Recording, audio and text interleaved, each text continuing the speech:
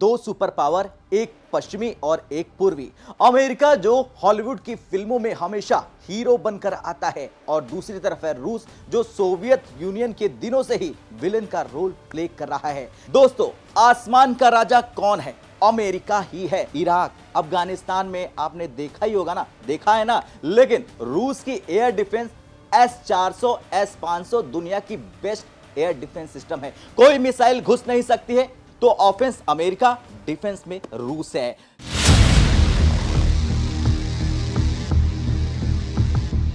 नमस्कार, जय हिंद। मैं हूं आयुष और आप देख रहे हैं भारत तक का खास शो मित्र देश। वेनेजुएला में बड़ा खेल हो गया है। खेल ये नहीं कि अमेरिका ने वेनेजुएला के राष्ट्रपति को गिरफ्तार कर लिया है, बल्कि खेल ये है कि वेनेजुएला में अमेरिका और रूस भिड़ गए हैं। रूसी जहाज को अमेरिका ने दबोच लिया है। देखिए, भारत का पक्का दोस्त रूस है। अमेरिका सिर्फ इंडो पैसिफिक में साझेदार है, यानी कि पार्टनर। ऐसे में हमें, आपको, सबको ये अच्छे से पता है कि रूसी भारत का पक्का दोस्त है, न कि अमेरिका। और आज मैं आपको एक ऐसे टॉपिक पर ले जा रहा हूं जो दुनिया की राजनीति, मिलिट्री और ग्लोबल पावर गेम को हिलाकर रख देता है। सबसे पहले आप कल्पना कीजिए, दो सुपर पावर, एक पश्चिमी और एक पूर्वी। अमेरिका जो हॉलीवुड की फिल्मों में हमेशा हीरो बनकर आता है और दूसरी तरफ है रूस जो सोवियत यूनियन के दिनों से ही विलेन का रोल प्ले कर रहा है, करता है, ये भी कह सकते हैं। लेकिन रियलिटी क्या है, सच्चाई क्या है? सच्चाई यह है कि रूस हीरो है। जैसा कि हमने देखा वेनेजुएला से लेकर ग्रीनलैंड में जो कुछ हो रहा, ट्रंप जो कुछ कर रहे हैं, और फिर 2026 में ग्लोबल पावर पायर इंडेक्स के मुताबिक अमेरिका नंबर 1 पर है मिलिट्री में और रूस नंबर 2 में है। लेकिन जब मित्र देशों को जोड़ लिया जाए तो गेम पूरा पलट जाता है रूस की तरफ। पहले अकेले दोनों की तुलना करेंगे, फिर अलायंस, और फिर आखिर में होगी आखिरी जंग की खबर। यानी शांति की कामना करते हुए मैं आपको आगे पूरी खबर बताऊंगा। अब सबसे पहले बेसिक समझिए, ग्लोबल फायर पावर जिसकी मैं बात करने जा रहा हूं, यानी कि GFP है क्या? यह एक इंडिपेंडेंट रिसर्च ऑर्गेनाइजेशन है जो 145 देशों की मिलिट्री रैंक करता है, 60 से ज्यादा फैक्टर्स बताता है, मानव बल, हथियार, बजट, लॉजिस्टिक, जियोग्राफी, सब कुछ। साल 2026 में ही अमेरिका का पावर इंडेक्स स्कोर 0.0744 और रूस का 0.0788 है। जितना कम स्कोर उतनी ज्यादा पावर, मतलब अमेरिका थोड़ा आगे है। लेकिन ये स्कोर कम क्यों? क्योंकि अमेरिका टेक्नोलॉजी, नेवी और एयरफोर्स में किंग है, बादशाह है, जबकि रूस ग्राउंड फोर्स, आर्टिलरी और न्यूक्लियर में मजबूत देश है। अब जरा जनशक्ति की बात करें, पावर की बात करें, मेन पावर की बात करें। अमेरिका की कुल पॉपुलेशन है 341 मिलियन, रूस की 140 मिलियन। उपलब्ध मैन पावर अमेरिका में 150 मिलियन है, रूस में 69 मिलियन।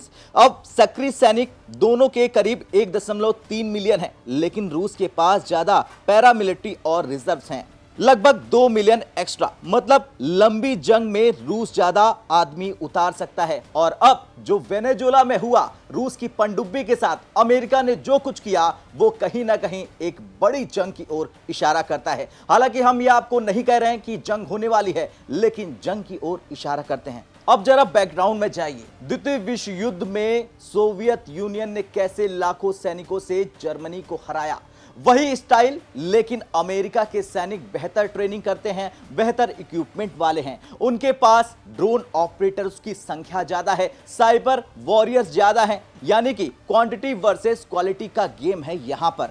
अब जरा हम करते हैं मेन पावर की तुलना। अब आते हैं एयर मैन पावर पर। दोस्तों, आसमान का राजा कौन है? अमेरिका ही है। कुल एयरक्राफ्ट उसके पास है, अमेरिका के पास 13,000 से ज्यादा, रूस के पास 4,000 से ज्यादा, और फाइटर जेट में अमेरिका के पास है F-35, F-22 स्टेल्थ सुपरसोनिक है, AI इंटीग्रेटेड है। रूस के पास Su-57 अच्छे हैं, लेकिन संख्या कम है। अब हेलीकॉप्टरों की बात करें तो अमेरिका 5,843, रूस 1,651 पर है। अटैक हेलीकॉप्टर अमेरिका के पास 1,002 है, रूस के पास 557। मतलब कुल मिलाकर एयर स्ट्राइक में अमेरिका किसी को भी नस्तेनाबूद कर सकता है। इराक, अफगानिस्तान में आपने देखा ही होगा ना, देखा है ना। लेकिन रूस की एयर डिफेंस S-400 S-500 दुनिया की बेस्ट एयर डिफेंस सिस्टम है। कोई मिसाइल घुस नहीं सकती है। तो ऑफेंस अमेरिका, डिफेंस में रूस है। नौसेना की बात हो जाए, अब अमेरिका की नेवी दुनिया की सबसे बड़ी, सबसे एडवांस नेवी कही जाती है। 11 एयरक्राफ्ट कैरियर्स उसके पास है, रूस के पास सिर्फ एक है, वो भी पुराना। डिस्ट्रॉयर अमेरिका के पास 81 है, रूस के पास 10 है। सबमरीन में रूस 63 पे है और अमेरिका 70 में है। लेकिन रूस के न्यूक्लियर सबसे ज्यादा शांत है, ज्यादा घातक है। अमेरिका की नेवी ग्लोबल प्रोजेक्शन वाली है, साउथ चाइना सी से आर्कटिक तक कहीं भी आसानी से पहुंच सकती है। रूस की ज्यादा क्षेत्रीय है, ब्लैक सी और बाल्टिक में मजबूत है। अगर समंदर में जंग हुई तो अमेरिका का राज होगा, लेकिन रूस के पास हाइपरसोनिक मिसाइल जैसे कि किंजल कैरियर्स को डुबो सकती है आसानी से। अब जरा जमीनी शक्ति की बात करें तो जमीनी शक्ति में रूस का जलवा है। देखिए, उसके पास टैंक है कुल 5750, अमेरिका के पास मात्र 4640। आर्टिलरी रूस के पास 8505 है, अमेरिका के पास है 1212। MLRS रूस के पास 3005 है और अमेरिका के पास 641। यूक्रेन वार आपने देखी होगी, रूस की आर्टिलरी कैसे बिराज फायर से अब तबाह कर देता है। अमेरिका के अब्राहम्स टैंक बेहतर आर्मर्ड, बेहतर सेंसर वाले हैं, लेकिन संख्या बहुत कम है। तो ग्राउंड वार में रूस शुरुआत में भारी है, लेकिन अमेरिका की precision strikes, laser guided GPS कम सैनिकों से ज्यादा डैमेज करने में सक्षम है। अब जरा प्राकृतिक संसाधन की बात कर लें तो रूस तेल गैस का किंग है।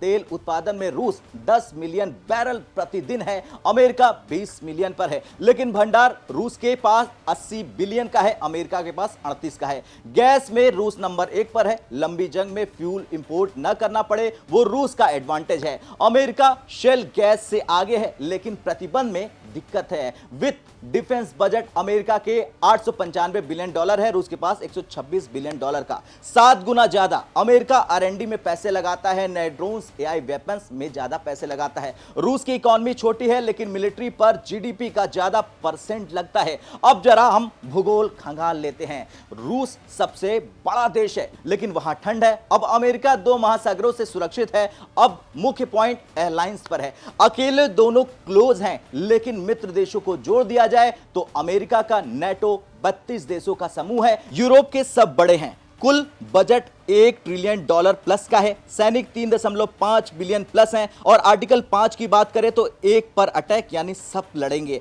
अब यूके के ट्राइडेंट न्यूक्लियर, फ्रांस की आर्मनी, जर्मनी की टेक्नोलॉजी, यानी नेटो वर्सेस रूस, नेटो ही जीतेगा। लेकिन यहां पर गेम है। रूस के पास है CSTO जो 6 देश से बना है और रूस उसका एलायंस है। ज्यादातर पूर्वी सोवियत के ये देश हैं, रूस ही इनका मुख्य ताकत है। बेलारूस थोड़ा सपोर्ट है लेकिन छोटा है। ईरान, नॉर्थ कोरिया हथियार देते हैं लेकिन फुल कमिटेड नहीं है। चीन करीबी है लेकिन एलायंस नहीं है इसमें, और एससीओ में साथ है, लेकिन जंग में चीन न्यूट्रल रह सकता है, जैसा कि हमने कई बार देखा है। तो ऐसे में अमेरिका का लंगर भारी है, और अगर वर्ल्ड वॉर 3 हुआ तो नेटो वर्सेस रूस प्लस CSTO, इसमें भी नेटो का पल्ला भारी रहेगा। लेकिन न्यूक्लियर वॉर हो गई तो सब खत्म हो जाएगा। खैर, अंत में अमेरिका की मिलिट्री हिस्ट्री वर्ल्ड वॉर 2 में सुपर पावर है, कोल्ड वॉर में रूस से कंपटीशन है, आज अमेरिका के पास स्पेस फोर्स है, सैटेलाइट से जंग प्लस कंट्रोल है, रूस के पास है हाइपरसोनिक, लेकिन अमेरिका कैचअप कर रहा है। एयरलाइंस की हिस्ट्री भी कुछ ऐसी ही बताती है। नेटो 1949 में बना, सोवियत के खिलाफ बना था, और ये रूस को अच्छे से पता है। आज फिनलैंड, स्वीडन भी ज्वाइन है। रूस का वार्सा पैक्ट खत्म हो गया है। CSTO 2002 में बना था, लेकिन आर्मेनिया ने हाल ही में इसे छोड़ा है।